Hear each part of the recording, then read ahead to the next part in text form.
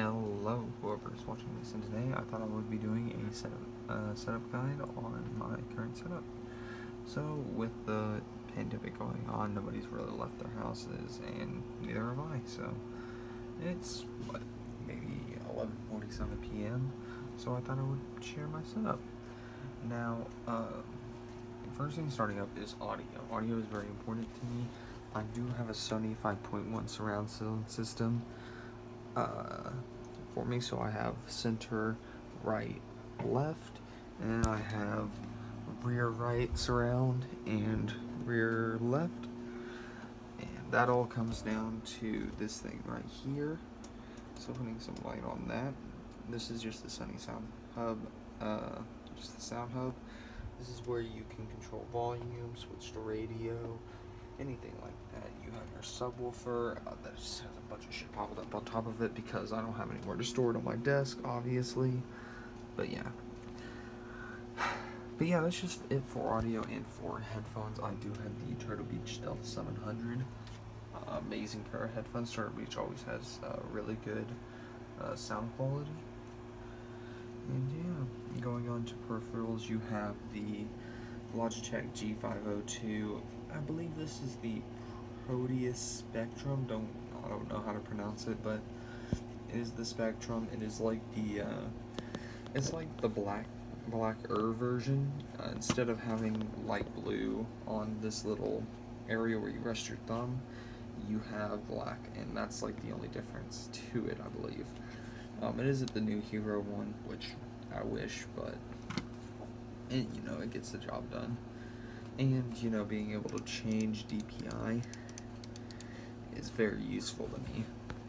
So if you're playing a game of CS:GO and you don't want to have to click a fucking button in the middle, you just want to know what your DPI setting is, and you have these three lights right here, so you can go up. So and it tells you on screen, it tells you 2750 DPI, 1000 DPI, or 5000 DPI, or if you're really lucky, 12,000 DPI, which is the maximum DPI that this mouse supports.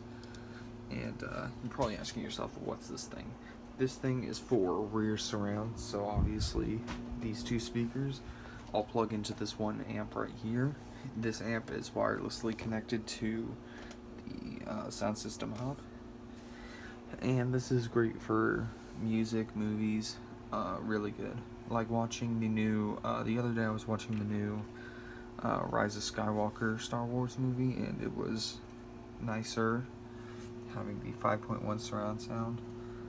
But yeah, now off of audio and peripherals, you can have the, go on to the monitors. My main monitor is a 240 hertz Alienware. It's the Alienware with the G-Sync chip. I don't know if it's simulated G-Sync or software G-Sync, or if it's like the actual G-Sync chip, but for $500, I mean, I would hope I'd be getting the G-Sync chip. And then over here you have a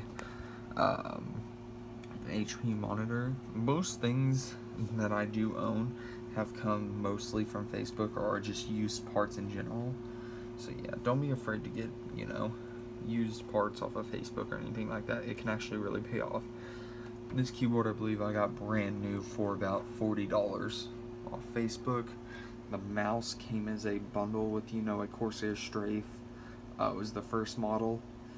That was I got this for $46. I got a G502 and a full-size Strafe RGB keyboard for what, $46? So yeah, that's where buying used parts does come to be more profitable than buying. I don't know, how much does a Strafe go for now? Almost 200. I mean, it just benefits a lot more. But yeah, so going on to what's next. Well, I guess I can talk about the controller.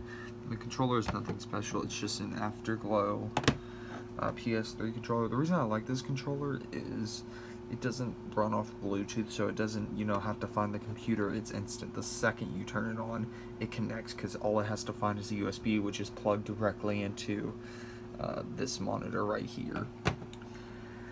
And yeah, it acts as an Xbox One controller. It has the layout of an Xbox One controller, but it was designed for PS3. but also was designed with PC users in mind, and that makes it extremely useful. I don't know if I'm missing anything up here. Cable management is alright. I do have a lot of cables. I have a charger cable, which is what I use to charge up the Turtle Beach headset, and that just slips, you know, effortlessly underneath of the keyboard.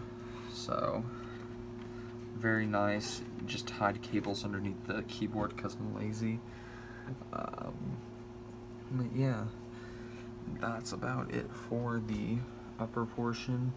Going down to the main part of a setup build or setup, I don't know, whatever, show it, I don't know what you would call it, but is the PC. The PC I got originally as an HP pre-built, but I have made major modifications. Jesus Christ, focus. Yeah, it sucks because if you don't have perfect lighting, you know, you'd think it could. Okay, well, I guess we can't focus on anything. Come on, focus. There you go. So, going down to the PC, you will see just the internals. So, one sec, let's scooch over and look at the build of this PC. So, you'll notice right away the cooler is not a stock Intel cooler. This is actually the exact same motherboard from the pre-build I bought. The things that have been upgraded are the case. Of course, this is actually a case from another pre-built company. I think it's IBUYPOWER. I don't think you can see it, obviously, in this light. Maybe if I turned on flash or something. I'm not doing that. But, you know what, let's open it up. I got this case for free from a friend, and it features support for a 360 rad, so if I wanted to put an AIO cooler in here, I could definitely do that. Yeah. And this is definitely a tinted panel, definitely way darker. But taking this off, it's like, you know, it is a massive difference. So, what do you have inside of this PC? This PC has a 5 set. It is, I believe, 5 fans from a company called Uphere. It's just, you know, the regular RGB fans. I got it in a 5 set for maybe $36, I believe. You know, you can tell some parts of this computer are definitely from a pre-built, like the motherboard. It's pretty obvious. You know, it has cheap RAM. The RAM is from the pre-built, 16 gigabytes. The power supply is actually upgraded. The graphics card is obviously upgraded. It's a GTX 1080. I'll get back to that later. The CPU cooler is some cheap Chinese brand that I'm sure will go out on me soon. Considering the, you know, low quality of that, I'll probably be upgrading that soon. The 4-pin CPU connector, and hey, you can actually see the HP logo on the motherboard. But yeah, you also have support for 120.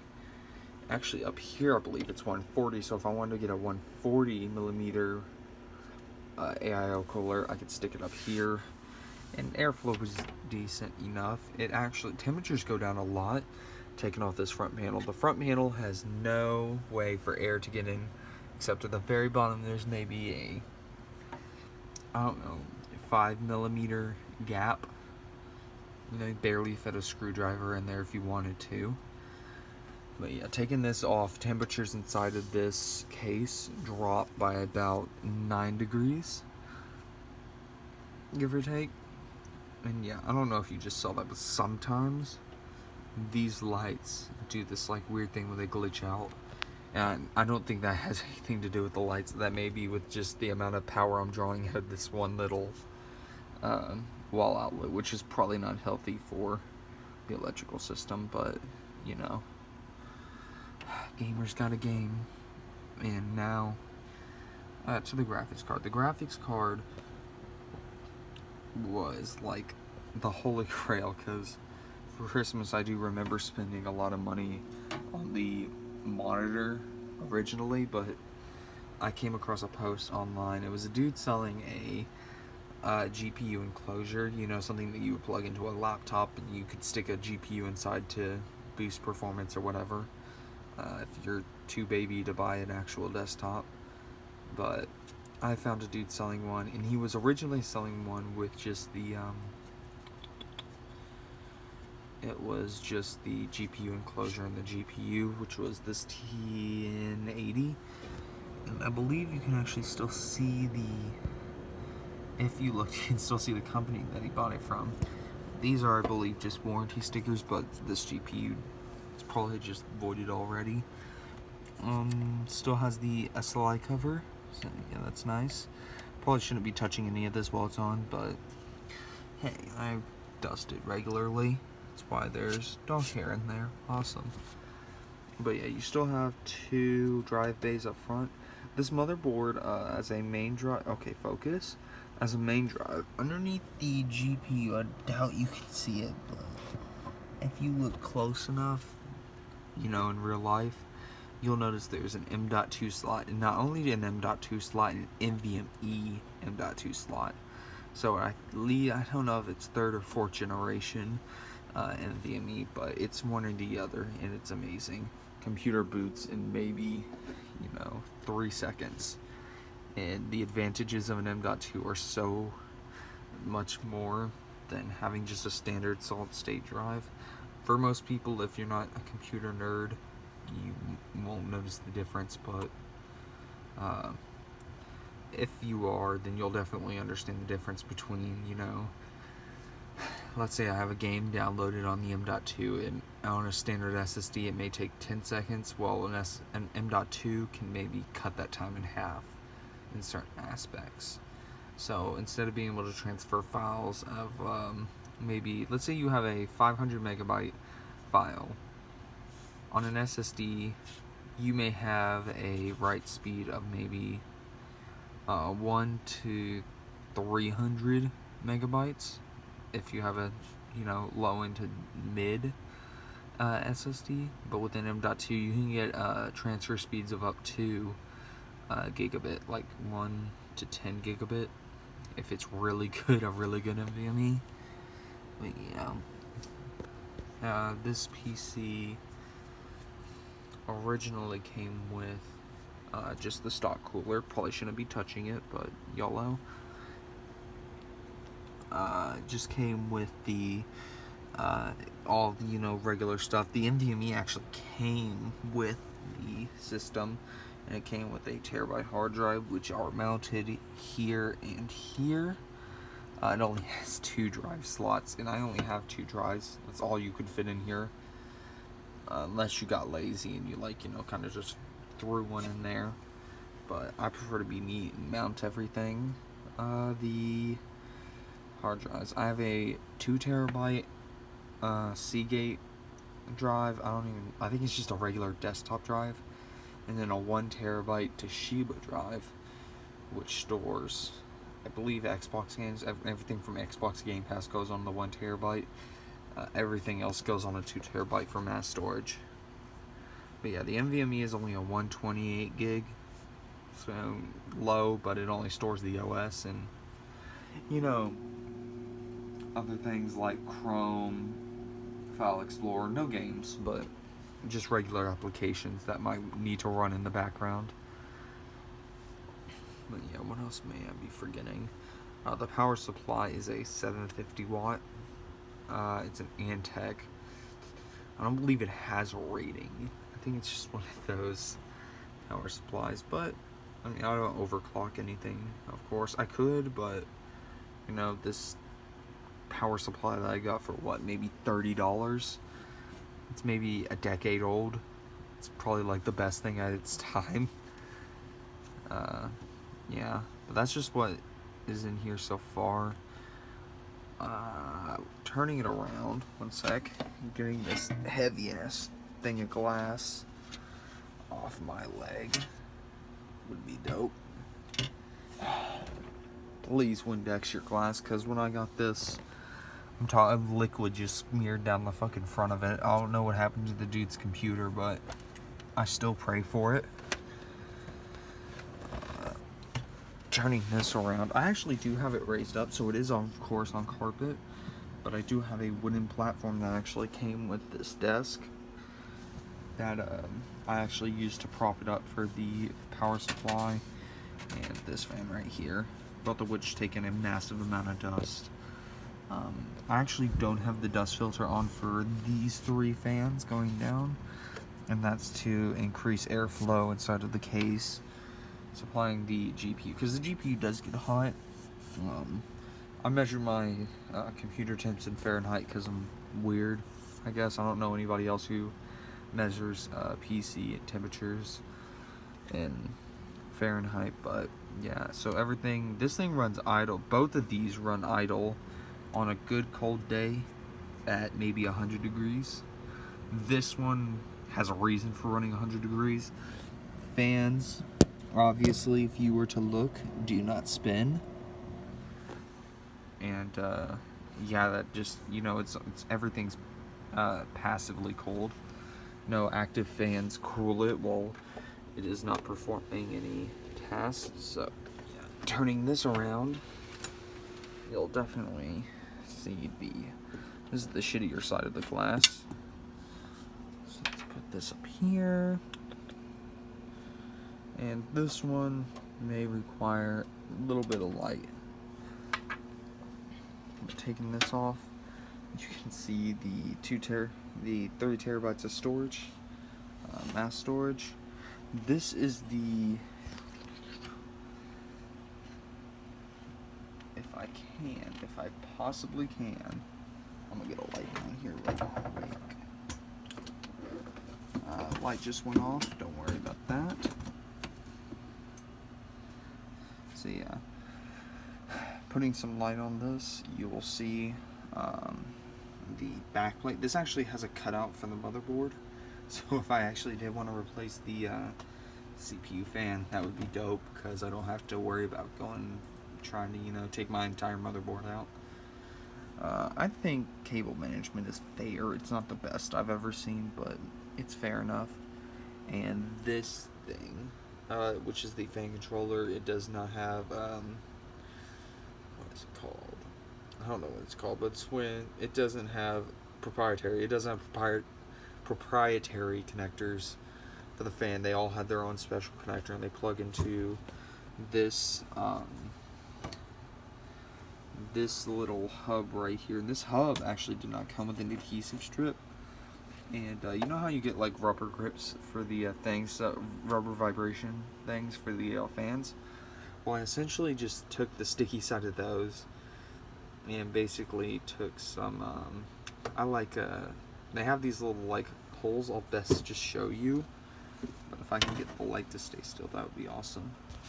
So going in here, if I were to take this off, you'll see this is the thing that the the little rubber vibration pads came in, and I just stuck them on the back of this. So I have 4 sticking out on the back of this, and those just slot in there because I didn't want it dangling in the back of my PC. And yeah, it actually looks pretty neat. So, you know, I do have cables running up here, and luckily for this power supply, the 750 watt power supply, it has a 4-pin CPU cable that just goes in and over. And yeah, that is the back end of my PC. Very, it's alright cable management, but it is a decent PC, decent gaming PC. But yeah, that about concludes the